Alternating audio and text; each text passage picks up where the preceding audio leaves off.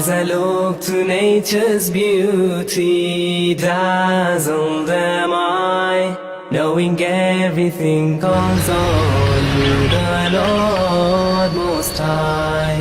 الله الذي يهدينا جميعا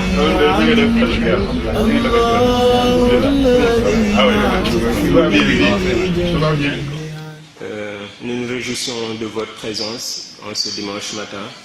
Donc, avant de commencer, nous allons d'abord faire appel à un élève de Rahma, Adam Abba, pour un récital du Coran pour ouvrir de la meilleure des manières donc cette rencontre, Inch'Allah.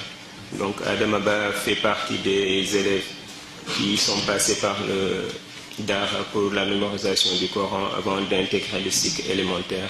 Donc, vous allez au fur des débats comprendre donc le choix de cet élève. Donc Adam Abba, s'il peut venir, Inch'Allah.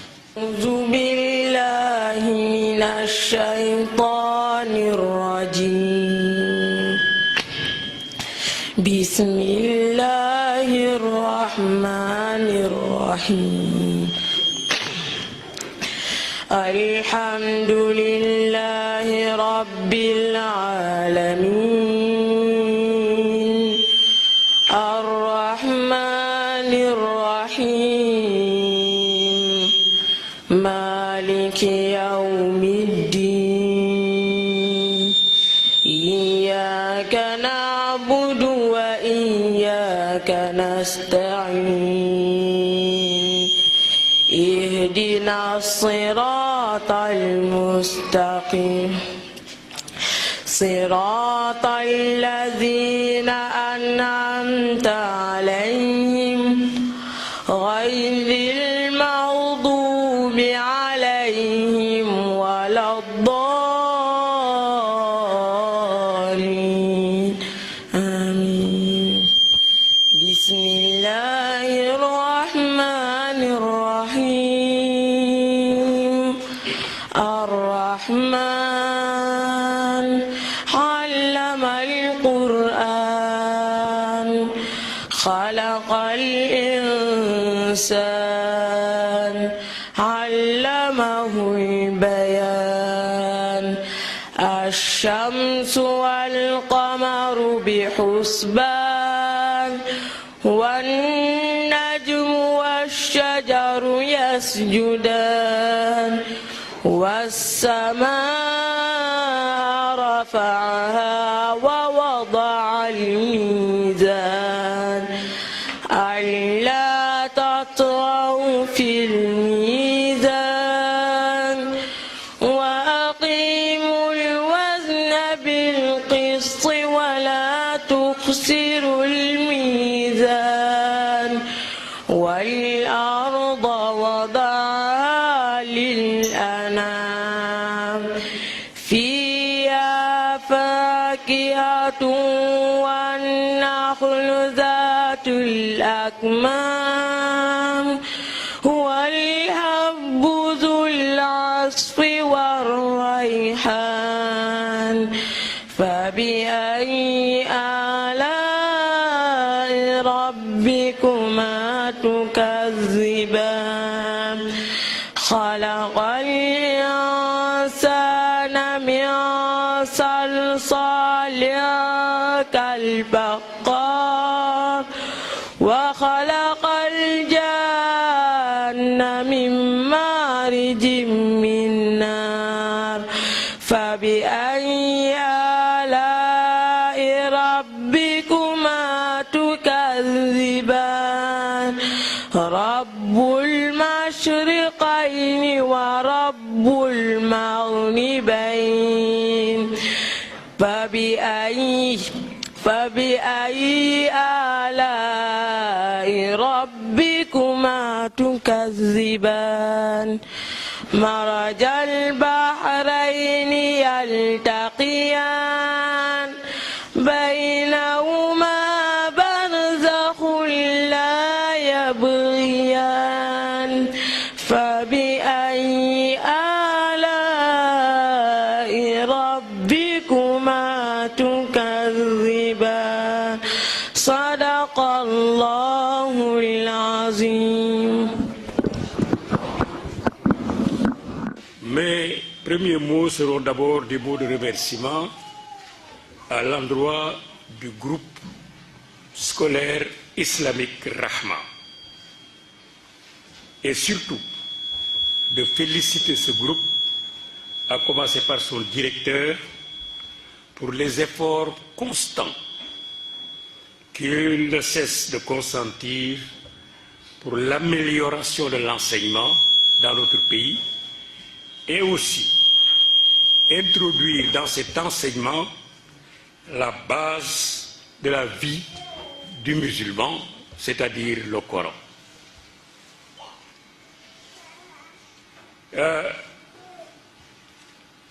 Dans notre génération,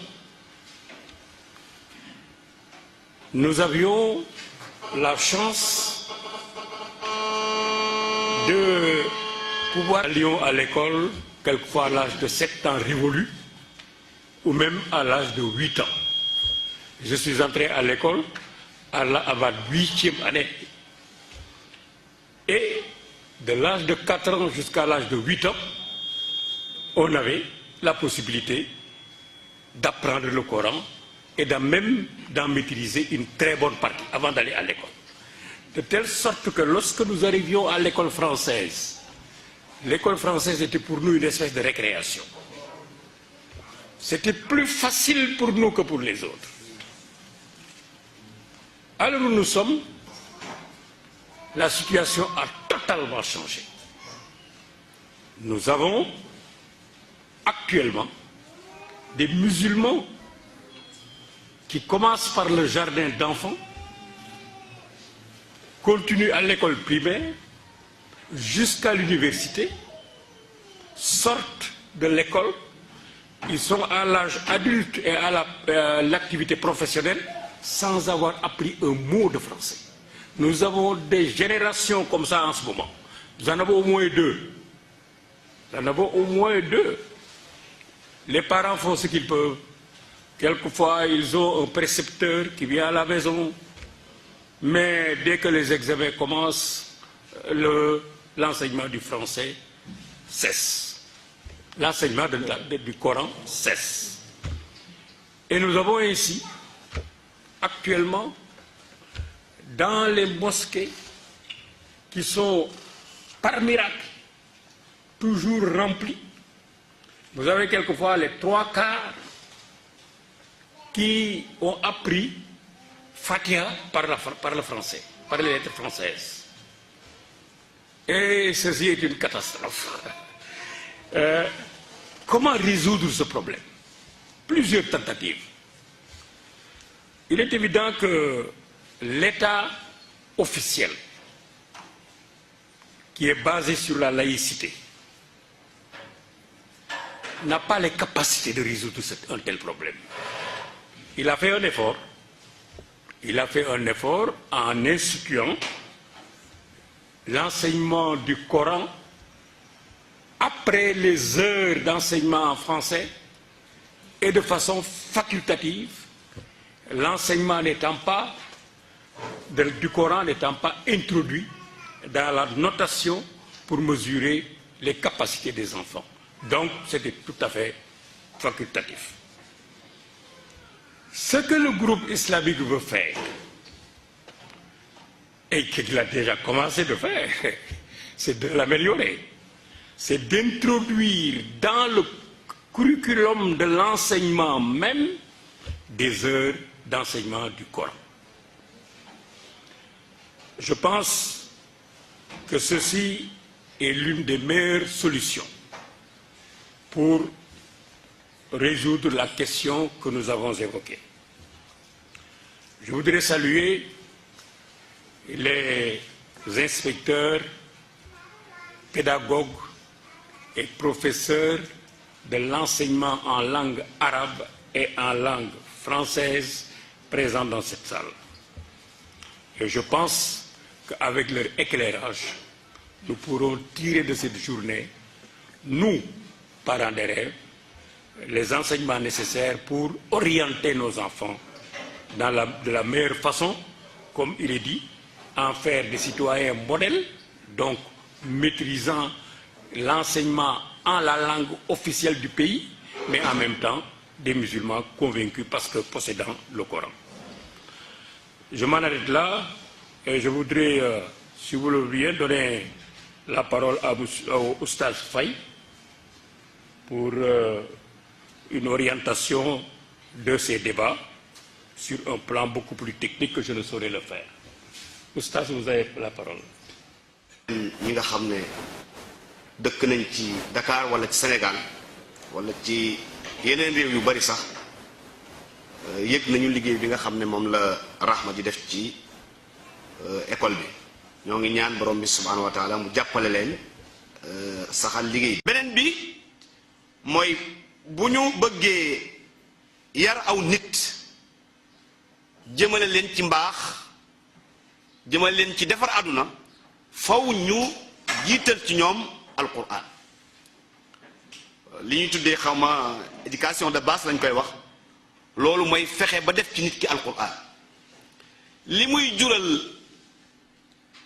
way jur wa nga xam ne moo ko ci dugal di sonn ngir mu jàng ci ay tiyaaba bari na mais la lool di jural société ba moo ëpp nga xam ngeen ne benn nit bu baax moom dina jëriñoo mbaax gi mais li ëpp ci mbaaxam société bi muy dund ñoo koy jëriñoo benn nit bu safaan itam bu am safaan itam xam ngeen ne noonu lay mel ci biir société kon baaxal société mu ngi tàmbalee ci fexe ba nit ñi nga xam ne ñoom ñooy jiitu ci baaxal société nit ñooñu ñu fexe def ci ñoom mbaax te def ci nit ñi mbaax mu ngi tàmbalee ñu fexe jiital ci ñoom alquran kon loolu faw ñu bàyyi ko xel problème bi àdduna bi am yëpp mooy jullit ñi dañoo jàng lu bari xam lu bare bari te alquran jiitu ci daanaka loolu bi mu amee ci la jullit ñi commencé am problème am ci àdduna bi mais su doon li ñu xam yëpp tey ci àdduna bi ak li ñu am yëpp ci ay moyens alquran moo jiitu ci ñoom nekk seen base nekk seen gis-gis comme ni ñu ko waxee ci Iqra kon tey jullit ñi fi ñu toll nii duñu fi toll sànq xale bi muy jàng saar bi mu doon jàng arrahmanu allama alquran la jàng soo leen dégloo saar bu baax borom bi subhanahu wa taala dafay tudd ay xéewal yu rëy yoo xam ne da ko defal nit ñi xéewal yooyu lu bari ci alquran bu yàlla di fàttali nit ñi ay xéewal yu mu leen defal du leen koy nettalil pour ndamu ci ñoom mais daa bëgg ñu bàyyi ko xel téye ko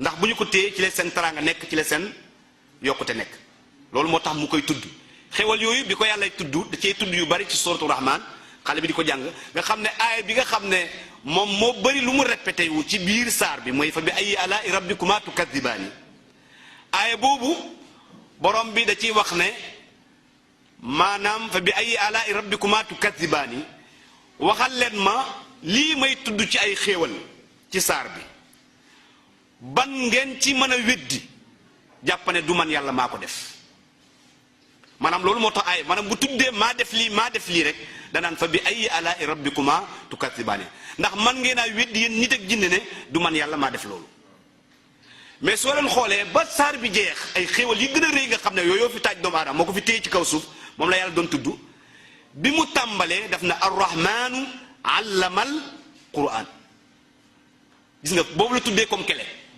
parce que xam na ne yi ci des ci ay xéewal yëpp lu muy bari bari ak lu muy am njëriñ bu alquran jiituwut ci nit ñi xéewal yooyu mën nañ ko perte adduna bi lu nekk mu ngi fi mais bi ñu fàttee alquran gis nga problème li ñu fa am sax comme xéewal dafa mujj nekk ay safaan ci ñun lu tax parce que yàlla dana arrahmanu allama al quran xalaqal insaan allamahu l bayaan de continuer as-samsu wal qamaru continue dem xéewal yooyu mu tudd yëpp nga xam ne nit ñi jàng nañ ko xam ne muy jëriñ ci kaw suuf dañoo sote bu njëkk bi nga xam ne mooy clé bi leen di ubbil pour ñu mën a jëriñoo yenn xéewal yi mooy allama al quran moo tax al quran mooy base ci defar nit mooy base ci defar société mooy base ci defar dëkk loolu moo tax yonent bi sallallahu alayhi wasallam day wax ne benn nit boo xam ne dara ci alquran nekkul ci moom nee na kooku dafa mel ni benn dëkk bu ràpp benn néeg bu ràpp xam ngeen ne fu kenn dëkkul ci ab tabax boo fa duggee rek ay mbóot ak yu amul njëriñ rek moom ko fay dajet yàlla nee yonent bi sallallahu alayhi wasallam dafa wax ne fu alquran newut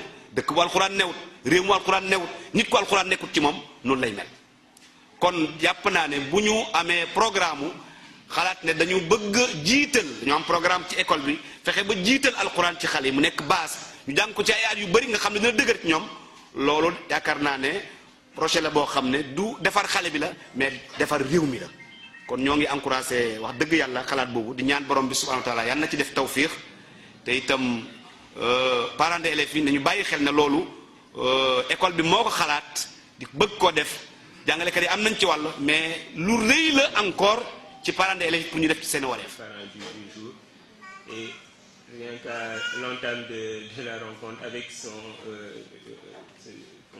premières interventions, je pense que vous voyez pourquoi on l'a choisi et vraiment je pense que je ne me suis pas trompé. Donc ñun li ñu lañ doon ñaan moom mooy ko nu mu ko waxee lii Oustaz Faye wax ci alxuraan bi moom résumé na ko donc Inch'Allah on va vous présenter le projet de Rahma.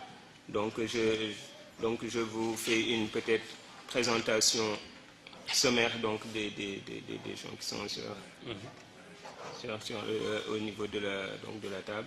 Donc comme j'ai dit, donc tonton Ousmane Seck qui est notre ancien ministre de l'économie et des finances et qui vient de nous dire son parcours qui est passé par le DAR avant d'entrer dans l'école française, donc qui a terminé après comme vice-président à la Banque islamique de développement à Jeddah.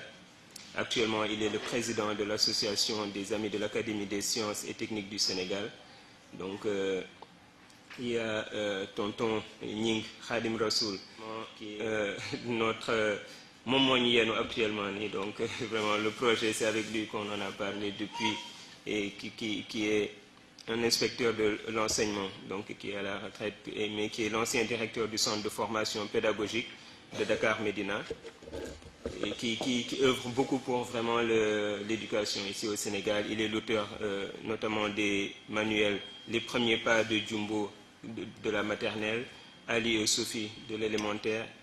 Donc c'est notre conseiller pédagogique et scientifique donc à l'école. Donc on le remercie aussi pour son soutien. Donc Monsieur Thiam, donc c'est que tout le monde connaît, qui est donc un des fondateurs de Rahma avec moi-même qui suis là. Donc on va donc vous présenter donc le projet en tant que tel, donc pour lequel on vous a convié ici. Donc cette nouvelle offre de formation, comme on l'a mis dans la plaquette donc du groupe scolaire islamique Rahma. Donc c'est la base donc de Rahma, c'est ce qui a amené à la création de Rahma, c'est représenter l'islam dignement, c'est-à-dire vraiment on voulait redorer le blason de l'islam. Donc vous nous avez confié ce que vous avez de plus cher et notre ambition est de leur offrir aussi ce qu'il y a de mieux. Donc je pense que ça fait plus de 10 ans que Rahma a lancé le système d'enseignement franco-islamique. Donc on a dès le départ voulu donc innover en mettant en place un système qui correspond à ce que nous croyons. Donc aujourd'hui nous souhaitons passer à une nouvelle étape, donc toujours dans le but d'améliorer la qualité et l'efficacité de la formation surtout. Donc nos enfants vivent aujourd'hui dans un environnement plus complexe que déjà il y a 10 ans quand Rahma démarrait. Donc plus complexe, pour ne pas dire autre chose, on sait déjà toutes les complaintes et autres qu'il y a actuellement dans la société sénégalaise. Donc il est impératif de réformer, on pense, l'école. La crise de l'école est là pour nous rappeler cela. Donc l'école où les enfants, comme vous savez, passent les 3/4 de leur temps. Donc la nouveauté sera l'introduction, donc dès la rentrée prochaine, d'un nouveau cycle calé entre la maternelle et l'élémentaire. Donc c'est-à-dire que les élèves provenant de la grande section vont suivre une formation de 3 ans basée principalement sur la lecture et la mémorisation du Coran. Donc tout en conservant l'expression française, Inch'Allah. Donc au sortir de ces 3 ans, ils enchaîneront avec l'enseignement général donc, du cycle élémentaire qui va être déroulé sur seulement donc 3 ans, vu leurs nouvelles compétences. Donc l'inspecteur Ning est là pour développer ce programme, Inch'Allah, ainsi que M. Tia. Donc l'idée est que l'enfant étant plus mature et ayant un esprit aiguisé par la mémorisation du Coran, sera dans les meilleures dispositions pour assimiler les 3 étapes du programme général en 3 ans. Donc c'est quelque chose qu'on a eu à expérimenter, comme je vous l'ai introduit tout à l'heure avec Adam Maba qui a récité une partie du Coran pour l'ouverture.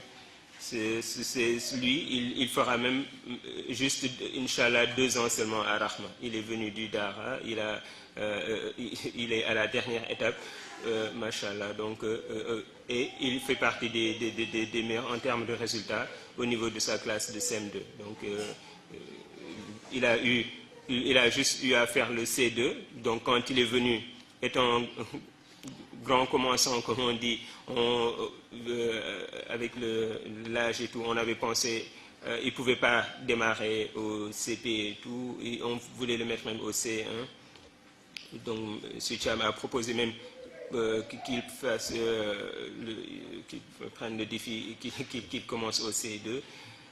Alhamdulillah, donc là, il a passé ça avec brio et on l'a amené directement au CM2. Et Alhamdulillah, là aussi, actuellement, il donne de très bons résultats. Donc, parce qu'il a eu aussi à avoir une base donc, de l'expression orale en français, donc peut-être au niveau de sa famille ou dans les années précédentes. Donc, j'ajouterai juste que la progression normale sera maintenue pour les élèves déjà engagés dans le cycle élémentaire de Rahma. Et aussi qu'il y a une nouvelle structure à l'image de nos ambitions qui devrait voir le jour, Inch'Allah, dans 1 an, à Wakam Aéroport, donc pour apporter donc cette nouvelle offre de formation pour la communauté musulmane, parce que je pense que ce dont ils ont besoin actuellement, c'est une offre variée et multiforme, parce que on dit souvent on est dans un pays à 90% ou plus musulmans et tout, alors qu'il y a très peu d'offres, très peu de choix pour les musulmans en termes d'éducation comme pour autre chose. Hein. Donc c'est ce qui fait que donc on vit un paradoxe assez particulier.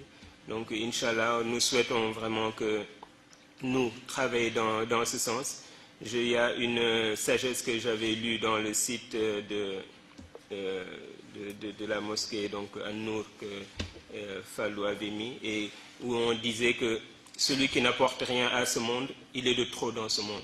Et vraiment, c'est quelque chose qui m'a marqué. C'est-à-dire, il faut que nous pensions apporter notre pierre à l'édifice, qu'on ne soit pas là à dire l'île fi fek, on suit un système, surtout le système français là qu'on suit, qui est actuellement, il y a les statistiques et tout, quand j'ai fait des recherches dernièrement, qui est vraiment à la traîne au niveau mondial en termes de système d'éducation. Ils sont très loin par rapport à tous les autres pays. Ils étaient loin déjà par rapport aux pays nordiques et autres, même l'Allemagne et autres. Mais là, actuellement, avec le développement des pays asiatiques, on a vu que même eux sont passés de loin devant. Donc nous, vraiment, il faut qu'on ait le courage et la force de créer un système aussi adapté à nos croyances, à nos besoins. Et Inch'Allah, c'est ce à quoi nous vous invitons. Donc je pense qu'au cours des débats, on pourra revenir dessus, Inch'Allah. Merci. C'est un paradoxe, c'est même une contradiction, que le peuple, la population des écoles, est une population majoritairement musulmane, et il n'y a pas d'offre d'enseignement qui s'adresse à cette population relativement à la religion. Ça n'existe pas. Et c'est cette contradiction que le groupe Rahma veut vraiment transcender. Faire en sorte que ñaar ñëpp àndandoo jàng français pour jublu ci métier, jàng alxuraan pour jublu ci diine, ndax ñaar ñooñu ñoo àndandoo. mu ngi mel ni ñaari faasu benn pièce. war ngaa xam-xam boo xam ni mooy jëm ci sa métier ak xam-xam bi nga xam ni mooy jëm ci sa diine, ndax bi jëm ci métier bi mooy yem fii, bi jëm ci diine mooy pour ëllëg. ñaar ñëpp la ñu war a boole doon. loolu mooy li nga xam ni moom la groupe Rahma di dëgmal. xanaa rek ñu ñaan yàlla àggale ko, ñaan yàlla àggale ko, te yàlla itam renforcer ko, te tamit ñaan yàlla bu di exemple boo xam ne ñeneen nañ ci copier. kon mën nañoo continuer ci programme bi. sallallahu taala alayhi wa sallam. maa ngi leen di nuyu yéen ñëpp seen tur seen sant. intervention bi may def dama koy jëkk def ci français, su ma paree dinaa ko tënk ci ay kàddu yu gàtt ci wolof, ndax li ñu bëgg mooy yéen ñi ñëw li tax ngeen ñëw ngeen xam ko, ñu leeral leen bu baax li nga xam ne bii moom la ñu fas yéene def. ba pare ñu déglu leen ngeen jox ñu seen xalaat, su fekkee ne lu ñu war a mën a def la ngeen wax ñu ko, su fekkee ne lu ñu warul mën a def la ngeen wax ñu ko. maanaam daal gannaaw yàlla yaakaar nañu leen ci bu baax a baax seen xalaat, yaakaar nañu leen. Nous allons d'abord partir de la situation actuelle, c'est-à-dire le système éducatif sénégalais actuel repose sur un quantum horaire national qui avoisine les 900 heures par semaine. Qu'est-ce que cela veut dire? Si les enfants qui sont dans les structures d'éducation ne font pas 900 heures, il sera quand même impossible de procéder à des évaluations. Vous conviendrez avec nous que actuellement il y a beaucoup de perturbations dans le système éducatif. Si au terme de l'année nous calculons le quantum horaire, c'est-à-dire le nombre d'heures effectives fait par les enfants, si c'est en deçà de 900 heures, l'évaluation risque de poser problème. Donc celui qui veut saboter le système éducatif peut jouer sur ça. Et ce sont les enfants qui sont dans les établissements. Nous nous sacrifions pour nos enfants pour qu'ils aient une bonne formation et une bonne éducation.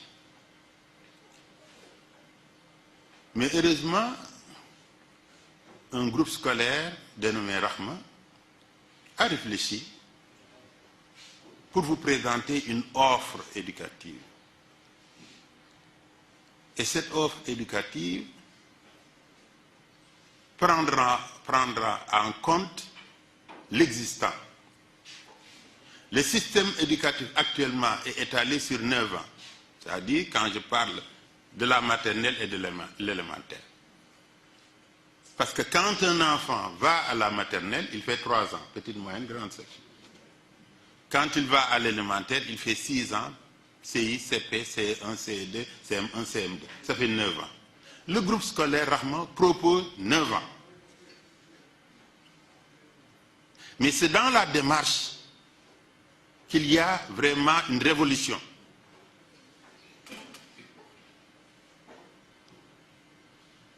D'abord, la première